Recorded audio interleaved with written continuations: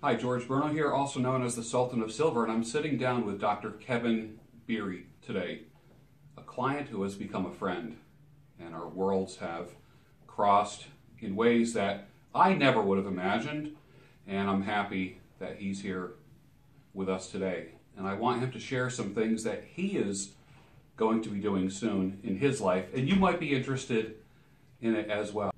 Before I take any more time, Dr. Kevin Beery. Thank you, George. It's an honor to speak today. Thank you for the opportunity. Thank you also for your friendship over the last couple of years and your support. It's meant an awful lot to my wife and I. My wife and I have served as cross-cultural workers for over 20 years. Most of that time we were situated in Sofia, Bulgaria, in southeastern Bulgaria? Europe. Yes. Wow. I know I have Bulgarian people in the audience. I know that.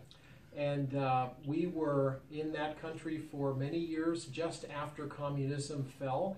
And we were working with young people, training them for service in their communities in the context of a Bible-centered college. And they would go out to orphanages. We would go out to orphanages and serve in their communities in other ways. And it was wonderful to meet practical needs in a country like Bulgaria with these young people who we had trained in this college. It was very fulfilling, and we were glad to do that. One of the things that we did while we were there that really helped us, I think, to last for our own personal development was to attend a seminary in Brussels, Belgium, which we found both academically and spiritually invigorating, as well as recharged us for those years that we were in southeastern Europe in a post-communist country. Now, years later, this same seminary has invited us back to, I will serve on the executive leadership team and teach, and my wife will also teach. And quite honestly, we feel like life has prepared us for this role because for about 25 years we've been working with spiritual development in young people for service, and we're very passionate about that.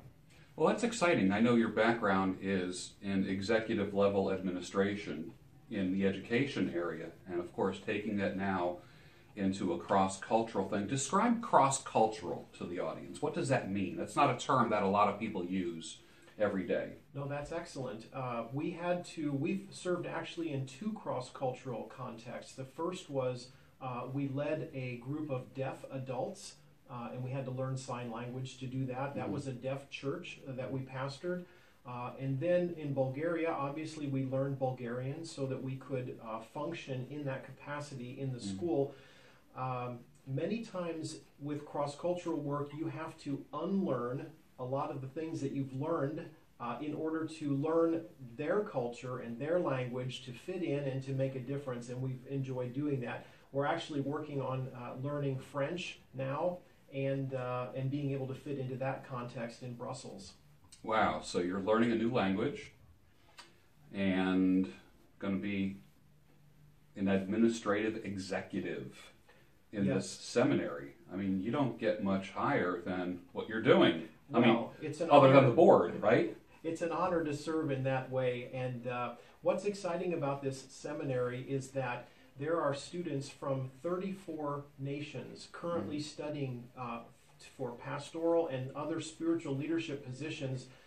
They are from Europe and beyond, and they're going to Europe and beyond. So the seminary was established in 1959, and since that time, over 2,500 graduates have gone on to serve in more than 60 countries of the world, and they're making a great impact. In fact, one of the graduates is currently the foreign minister of an African nation, and he attributes his training at the seminary to his ability to serve his people in that holistic way. Knowledge and commitment is power. So the impact, the exponential impact of working with these students is going to be worldwide. Absolutely. We anticipate that in some small way, or maybe even a big way, we will change the spiritual future of Europe as we train the students that are there, and as they go on to train others. It's known that less than 3% of Europeans have any kind of meaningful relationship with God. So I see this as an important way to impact that continent and beyond. Wow. I mean, I'm happy to support you. I told you that, and it's just something that I'm thrilled about. It's one of my ways of giving, and I'm going to be looking forward to seeing your impact and following your journey.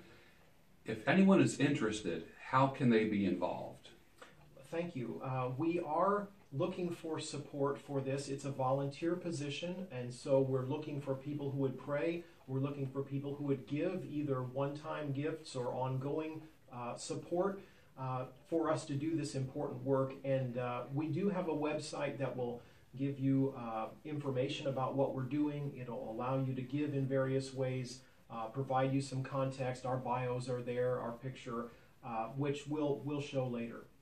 I can't wait to show that link to the people. I'm going to put that link down below, everybody, so you can see that, follow what Dr. Beery's doing. And also, I mean, it's not just you, it's your wife. She's also going to be teaching as well. Yes, she and I both got our master's degrees from that school. Wow. So we're alumni. Wow. And we couldn't imagine doing anything more valuable than this. I think that's incredible because of the impact. I also think it's incredible that you're going back to your alma mater. I mean, that would be like me going back to Westchester University and being president of the college. So I think that's quite an honor, definitely. Now, I will not be the president. Just for the record, I'll be the provost. What's the difference professor. between a president and a provost? The president is the ultimate, the chief executive officer of the school. The provost is the chief academic officer, chief operations officer, and leads the school in the president's absence. But there is always a president, and I'm not the president. The president is actually a European, and he is Bulgarian, and we worked together a long, long time ago. So it'll be nice to work together again. This sounds like it's going to be like the perfect combination. I think it has the potential to be that, yes. Oh, that's really amazing. One other thing that I didn't mention is that not only are students coming from many countries, but there are European countries and even some other countries besides in Europe that have looked to the school to partner academically. They're saying we don't have this kind of theological training in our country that we would like to have. How can we partner with you to make that happen? That will be a part of my role. Well, I know that some of the audience will give and support the endeavor. And I know I have a lot of audience in Europe as well. And there are those who might end up in a classroom there. That's even a possibility as well. So you might have a chance to meet Dr. Beery in person as well.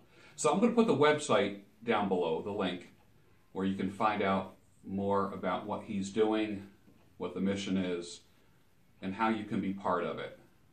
And I just want to thank Dr. Kevin Beery for the interview today.